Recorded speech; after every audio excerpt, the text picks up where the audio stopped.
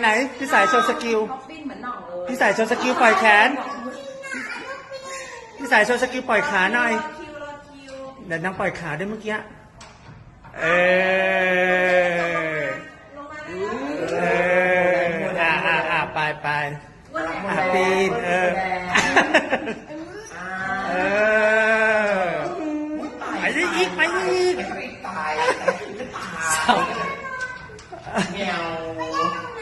เล่นตรงนั้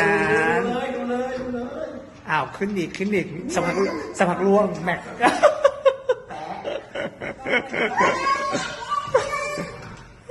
รอก่อนครับความสนุกนะคะก็คือการปีนนะคะ ที่เปิดประตู เป็นโรงเรียนเยอะมาก ไม่ไปโรงเรียนพี่ยูไม่ไปโรงเรียนเหรอครับ มีแต่คนอยากจะไปดูหนัง โอ้ยพี่ยูมองไม่วางตาเลยอ่ะ ก็ดีนะ การที่มองไปทางอย่างนี้นะคะการแต่งกายมองไม่วางตา